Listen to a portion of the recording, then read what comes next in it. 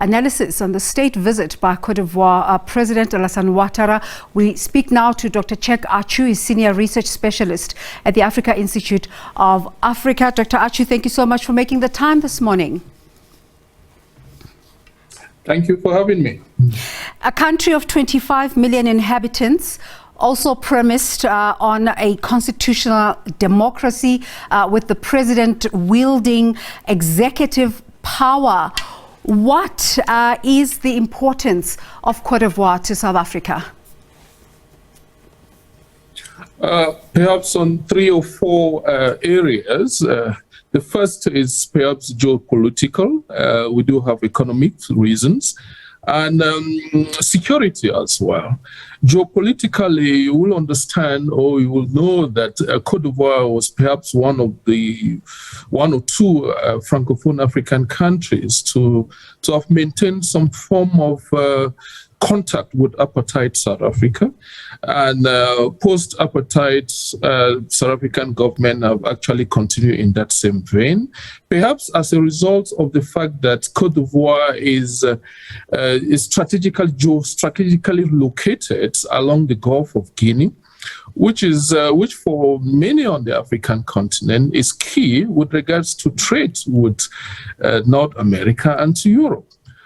More than 80% of Africa's trade to Europe passes through the Gulf of Guinea, and and one will want to think that that is perhaps one of the main reasons why South Africa will want to maintain some form of formal contact or form of formal relationship with Côte d'Ivoire. Secondly, South Africa has been patrolling the Gulf of Guinea because most of South Africa's trade passes through this particular waterway to Europe.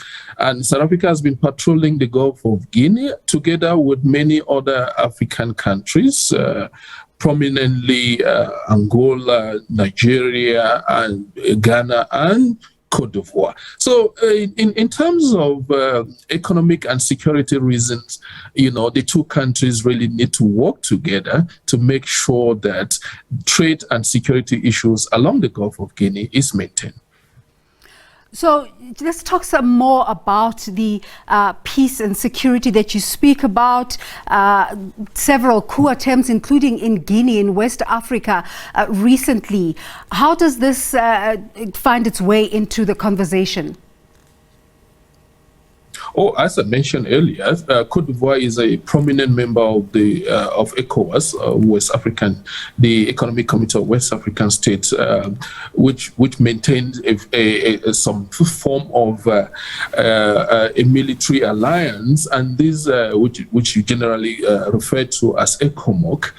Though Côte d'Ivoire it's not actually, when it comes to issues of governance and security issue, it's not an example, but it has proven that it can move beyond the challenges that it faces. You will also recall that South Africa with Côte d'Ivoire also, played an important role security-wise in ensuring that stability is maintained along the Sahel region, which is this part of the continent cut from Senegal right up to Lake Chad, with challenges in Mali and in Guinea, acting within the concepts of the African Union, especially the Peace and Security Council. South Africa, together with Côte d'Ivoire, ensured that these two countries, Guinea and Mali, establish some form of a roadmap to ensure that the two countries return to civilian rule. And in Mali, that roadmap has been accepted by ECOWAS, and the embargo that was placed on that country has been lifted. In Guinea, the process is still in place, championed by Côte d'Ivoire, and together with South Africa within the concept of the African Union. So I think Côte d'Ivoire is an important member of the concept of nation on the African continent, and South Africa being a prominent African Union member will definitely, have to work with this particular country to ensure that peace and serenity return to the west coast of Africa. One of the big issues in the world right now is food insecurity brought about by the Russia-Ukraine conflict and the countries, or the global response to COVID-19. One of the exports of the Ivory Coast in terms of food is cassava, not necessarily a food staple that South Africans are accustomed to. How do we speak to the food security issues and what they can trade between the two countries? I think the key issue here is leveraging on the advantage, on the agricultural advantage of both countries. As you mentioned, cassava, South Africa can definitely provide the necessary technological know-how to Côte d'Ivoire in terms of its perishable food product. South Africa is known globally to actually have some kind of technological power in terms of in that regard. You also recall that Côte d'Ivoire is also an important cocoa exporter.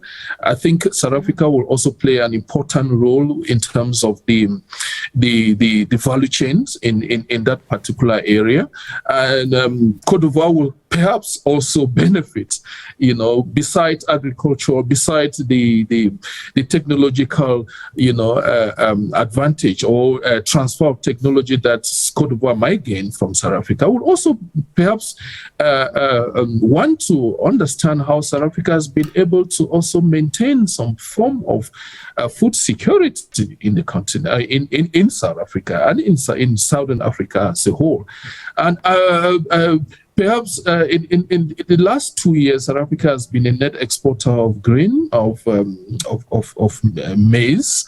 Perhaps the continent, Côte d'Ivoire can actually leverage on that in order to import some of South Africa's maize into, we all know that maize is important in terms of in other agricultural sectors, in terms of beer production and so on and so forth. So I think there are actually advantages in cooperating between the two countries, especially within the agricultural sector. And again, South Africa will also play an important role in preserving, because beside agriculture, cassava that you mentioned, there are yams, there's cocoyams, there is plantains, there's banana, which South Africa will definitely be able to provide the necessary technological input in order to preserve and to make sure that it prolongs the shelf life of most of the perishable products that Côte d'Ivoire do produce. In fact, in that positive trade balance story about South Africa and Côte d'Ivoire that you speak about, we told that South Africa exported 213 million and imported 13.5 million worth of goods and services from Côte d'Ivoire in the past year. And you talked a lot there about agriculture and technology, but we're seeing also the growth of the presence of South African financial services providers in Côte d'Ivoire. What can we read from the story? Is that a story about the growth of the economy of Côte d'Ivoire? Oh, definitely. Côte d'Ivoire's economy, it has been performing miraculously well in the past decade or so. The implantation of South Africa's companies, MTN is one of the major telecommunication provider in Côte d'Ivoire. I was recently in the country and I could see MultiChoice. I could see Sanlam's big, one of the having offices as well in Côte d'Ivoire. So the fact that South African companies could willingly invest in Côte d'Ivoire also tells you about the economic climate, that the country has actually provided for foreign investment in the country. You will understand that the African countries, really don't fare well in terms of doing business. But if you look at the recent publication by the World Bank, you realize that Côte d'Ivoire has actually improved in terms of creating some form of an enabling environment for foreign direct investment to come to the country. And I think the fact that South African companies are actually moving, especially within the financial sector, are actually moving into Côte d'Ivoire, attests to this important, enabling environment that the Côte d'Ivoire country has actually provided, especially to South Africa, which I think they will definitely want to benefit from the technological prowess of South African companies. As I speak to you, we're showing footage in the background. The Ivorian President Alassane Ouattara has already arrived in South Africa, been received by his South African counterpart Cyril Ramaphosa. Just in terms of some of the conversations they'll be having, let's look at South Africa's history in its role of mediation in political disputes that have arisen in the Ivory Coast before. For example, the Laurent Gbagbo matter. We know that Mr. Gbagbo met with President Ouattara recently in this July month. But what kind of political conversations are we expecting to take place? Oh yeah, as I mentioned in my intro, Côte d'Ivoire was perhaps the one of two Francophone African countries that maintain some form of interaction with apartheid South Africa. And the post-apartheid administration in South Africa has actually, moved along those lines. After the 2000 elections in Côte d'Ivoire, which brought Laurent Gbagbo to power, there were challenges in terms of the national question in Côte d'Ivoire, which arisen as a result of the fact that the question of who is really an Ivorian became, the norm within the Ivorian political discourse. And we realized that this particular discussion didn't really end well. As on the 19th of September 2002, there was an attempted coup d'etat, which eventually divided the country into two. President Thabo Mbeki was actually appointed by the African Union to mediate in this particular process, and which culminated in the 2005 Pretoria Agreement. And one of the salient agreement within the Pretoria Agreement was the fact that the issue of who is really an Ivorian should actually be overlooked.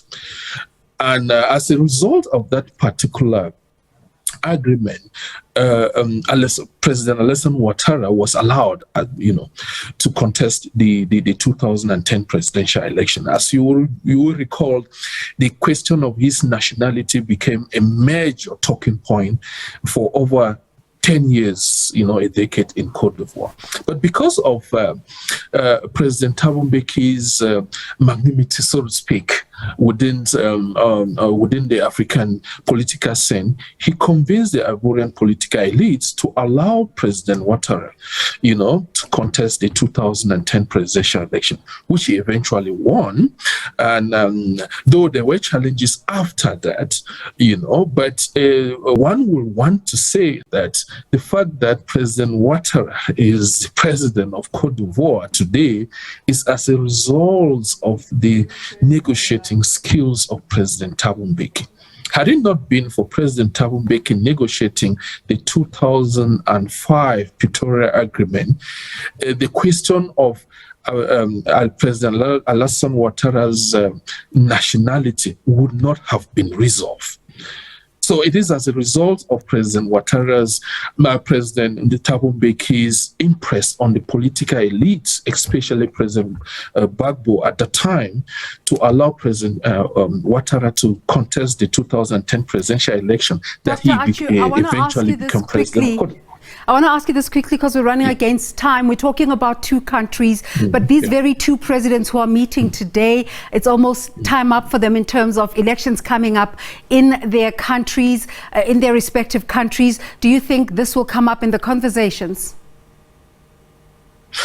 Well, I think some of these discussions do come in the technical, perhaps within when the foreign ministers do discuss on some of the key issues that the president will have to. But I think those are informal kind of discussions that they will definitely have. You know, President Ouattara is just about 2 years into a 5-year term, and it's obvious that it's not obvious, but he might actually contest the 2025 presidential election because the term limits on the Ivorian constitution has actually been lifted. You know, it's perhaps a bit different with the South African situation, which has a strict respect for constitutionalism and the term limit with regards to the number of years which a president can actually hold. So I think those are some of the conversations that they would definitely have. They might not necessarily talk specifically on their terms, but generally on the political evolution within their respective country. I think those are some of the issues that they would definitely discuss. We'd love to talk to you some more, but time doesn't allow. Thank you so much for making the time, Dr. Check Achu. He is a research specialist at Africa Institute of South Africa, AISA, and he was talking there about President Thabo Mbeki's magnanimity. We're talking about President Thabo Mbeki today, the former president calling out President Cyril Ramaphosa's administration for what he says is failing to implement key structural reforms.